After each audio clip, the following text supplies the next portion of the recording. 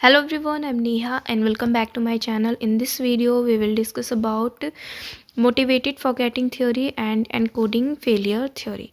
In previous videos में भी हमने बहुत सारी forgetting theories के बारे में डिस्कस किया, जैसे interference forgetting theory, consolidation forgetting theory, retrieval failure forgetting theory and ऐसे ही सारी जो वीडियोस की लिंक है मैं डिस्क्रिप्शन में दे दूँगी, आप वहाँ से देख सकते हैं। अगर आप यूजीसी नेट की प्रिपरेशन कर रहे हैं तो आपके लिए ये वीडियोस हेल्पफुल होंगी।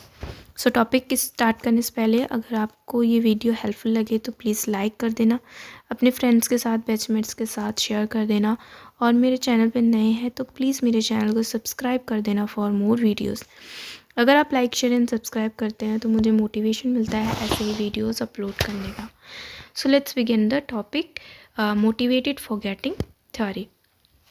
तो what is motivated forgetting theory?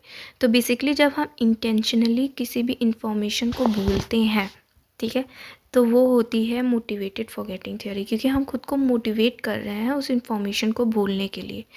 हम क्यों भूलना चाहते हैं? क्योंकि एज अ ह्यूमन बीइंग हर किसी के लाइफ में कुछ अनवांटेड मेमोरीज होती हैं, कुछ ऐसा एक्सपीरियंस करता है पर्सन, मोमेंट या मेमोरीज, जिससे कि हम खुद को पेन या एंग्जाइटी नहीं देना चाहते हैं ना, ठीक है, तो उससे हम बचना चाहते हैं, इसीलिए हम कुछ इन्फॉर्मेशन को, कुछ मेमोरीज को भूलना चाहते हैं, ठीक है। तो फ्रेडरिक नीचे ने फर्स्ट प्लांट किया था इस आइडिया को of motivated forgetting in the year 1894। Okay, इन्होंने कहा था कि हम कुछ मेमोरीज़ को भूलकर अपने आप को सेल्फ प्रिजर्वेशन करते हैं। सेल्फ प्रिजर्वेशन मतलब खुद को प्रोटेक्ट करते हैं कुछ सर्टेन मेमोरीज़ को भूलकर, जिससे कि हम प्रोटेक्ट करते हैं खुद को हर्ट होने से, पेन देने से, एंजाइटी से, या फिर बहुत सारी साइकोलॉजिकल प्रॉब्लम से भी बचाते हैं, ठीक है। ओके, तो Sigmund Freud would always second Frederick Nietzsche on motivated forgetting. तो फ्रायड का भी कहना था, उन्होंने अपनी थ्योरी में कहा था, अगर आपने पढ़ी हो, repressed memories which are very similar to motivated forgetting, ठीक है। कुछ और भी इन थ्योरीज ने ये भी कहा था कि जो हमारी अनवांटेड पेनफुल मेमोरीज है उसको भूलना हमारे लिए बहुत ही ज़्यादा इम्पॉर्टेंट है, और मूव ऑन करना बहुत ही ज़्यादा इम्पॉर्टेंट है। क्यों? क्योंकि जो पेनफुल मेमोरीज होती हैं वो हमारे ग्रोथ एंड डेवलपमेंट के लिए बैरियर्स हो जाती हैं, ठीक है। अगर हम there is a strong motivation behind forgetting, ठीक है, तो ये हमारा एक स्ट्रॉन्ग मोटिवेशन होता है कि हम सर्टेन मेमोरीज को भूल जाएं, इसीलिए ये टर्म आया था मोटिवेटेड फॉरगेटिंग का। ओके, तो टाइप्स ऑफ मोटिवेटेड फॉरगेटिंग देख लेते हैं। तो इंटेंशनली हम कुछ चीज़ों को भूलते हैं, ठीक है, जैसा कि मैंने स्टार्टिंग में ही बताया था, जो कि हमारी इमोशनल और इम्पल्सिव रिस्पॉन्स को रिड्यूस करता है, ठीक है। Motivated forgetting can take place consciously भी हम भूलते हैं, एज वेल एज अनकॉन्शियसली भी हम इंफॉर्मेशन को भूलते हैं, ठीक है। तो दो तरीके की मोटिवेटेड फॉरगेटिंग है, एक तो है सप्रेशन फॉरगेटिंग। मोटिवेटेड फॉरगेटिंग, इसमें क्या करते हैं, हम इंटेंशनली और कॉन्शियसली इंफॉर्मेशन को भूलते हैं, हमें पता होता है, ठीक है, और उस इंफॉर्मेशन को हम भूलना चाहते हैं। क्यों? स्टार्टिंग में ही मैंने बताया था कि you purposely forget a few things so that you protect your self. हम खुद को प्रोटेक्ट करना चाहते हैं। ये जो इंटायर प्रोसेस होता है ये कॉन्शियस होता है, आप इस चीज़ से अवेयर होते हो, ठीक है। Forget something and do not wish to recall it ever. हम कभी भी उस इंफॉर्मेशन को, उस मेमोरीज़ को रिकॉल करना नहीं चाहते हैं। रिप्रेशन की बात करें तो रिप्रेशन कि फ्रायड ने इस पे बहुत ही डिटेल्स में इसको डिस्क्राइब किया था।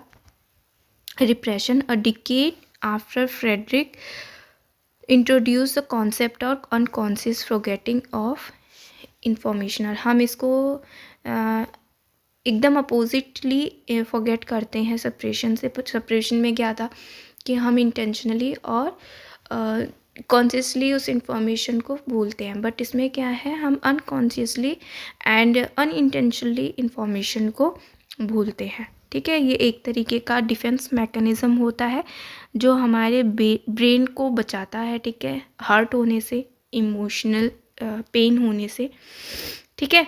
और रिप्रेशन जो है is when your brain forgets some information without giving you a hint, ठीक है, क्योंकि अनकॉन्शियस हम इस चीज़ को, इंफॉर्मेशन को भूलते हैं। ओके, कुछ एग्जांपल्स देख लेते हैं। फॉरगेटिंग मेमोरी वैसे तो बहुत लॉन्ग टाइम से स्टडी की जा रही है, बट जो ऑब्जर्व किया गया था, फर्स्ट ऑब्जर्व किया गया था वर्ल्ड वॉर सेकेंड के एंड में, ठीक है। उस टाइम में बहुत सारे एक्सपर्ट्स ने क्लेम किया था। वर्ल्ड वॉर सेकेंड एंड हुआ था तो बहुत लोगों ने ट्रॉमा इवेंट्स फेस किए थे, ठीक है, एक्सपीरियंस किए थे, जिसको वो भूलना चाहते थे, ठीक है।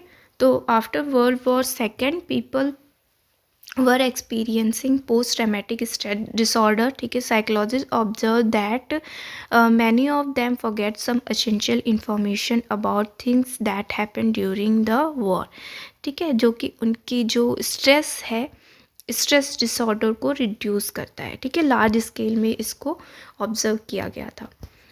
इन नॉर्मल लाइफ में भी पर्सन अगर कोई भी ट्रॉमेटिक इवेंट्स उसके लाइफ में एक्सपीरियंस करता है तो वो उसको भूलना चाहता है, ठीक है, जिससे कि वो खुद को स्ट्रेस, डिप्रेस्ड, एंग्जाइटी न फेस करे, ठीक है, इसलिए।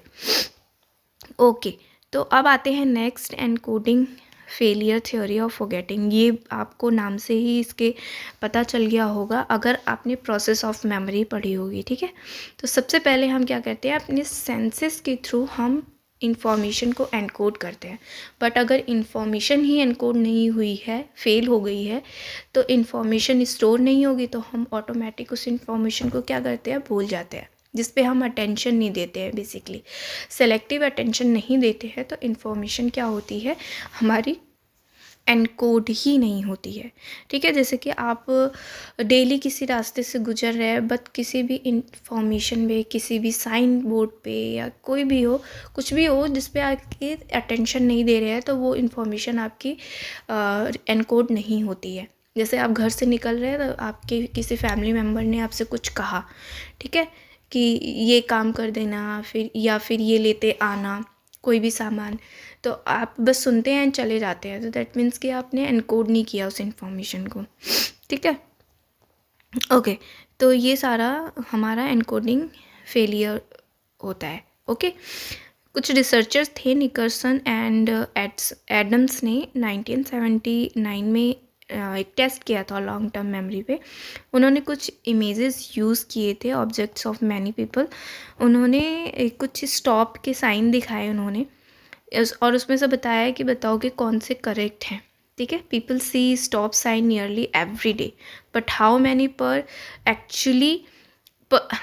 perceive actually look at them that closely, so the information is encoded into long term memory, ठीक है। बहुत सारे लोग थे जिन्होंने रिकॉग्नाइज ही नहीं किया कि एक्चुअली में स्टॉप का साइन कौन सा है। आप कमेंट सेक्शन में लिख के बताना, मैं इसको नंबर दे देती हूँ, 1 2 3 4 5 6 7 8। तो इसमें से बताना कौन सा नंबर वाला करेक्ट है, ओके। तो इस तरीके से हमारी जो encoding failure theory of forgetting है, ओके। आई होप ये बोथ थ्योरी ऑफ फॉरगेटिंग आपको समझ में आ गई होगी। समझ में आ गई है तो लाइक, शेयर एंड सब्सक्राइब करें। नेक्स्ट वीडियो में मिलते हैं न्यू टॉपिक के साथ। तब तक मेरी वीडियोस को देखते रहिए, पढ़ते रहिए, हैप्पी रहिए। Thanks for watching.